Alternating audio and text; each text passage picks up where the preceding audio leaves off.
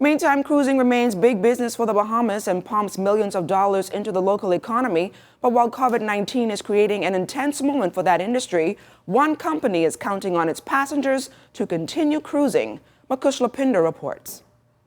New cancellation policies, new procedures, COVID-19 forcing one cruise line after another to alter their plans, all in an effort to minimize the possibility of the virus cruising the high seas with its thousands of passengers. So far, Royal Caribbean Cruises has been one of the lucky ones.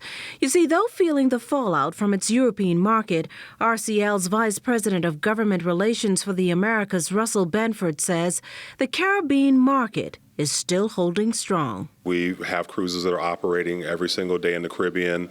You know, the market remains really strong for us in the Caribbean, and cancellations have been low. So people are still traveling to the Caribbean.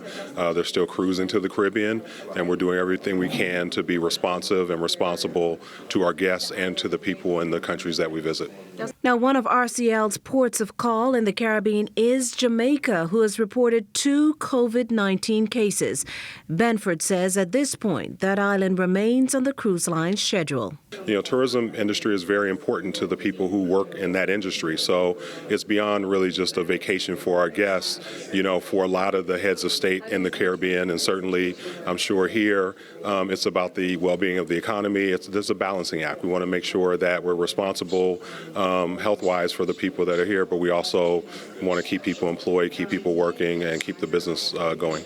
RCL officials recently met with Health Minister the Honourable Dr. Dwayne Sands to discuss the requirements here in the Bahamas and the company's precautionary measures. Every single person who boards a ship, whether they are a guest or a crew member, we take a temperature reading. If their temperature is high, they go on to a secondary screening, and if they do not pass a secondary screening, those folks are not allowed to board the ships. We have increased the number of doctors on our ships. We've increased the number of nurses on our ships. So we have a full medical staff, and just last Saturday we met with Vice President Pence in South Florida and in Fort Lauderdale, and he asked us for a plan to step up, you know, our safety measures on board ships, and we submitted that plan to the Vice President yesterday. They're reviewing it. RCL is giving its customers the leeway to cancel up to 48 hours before their scheduled cruise, waiving all the change fees. There's the option to reschedule up to 2021. For the ZNS News Network, I'm Makush Lapinder.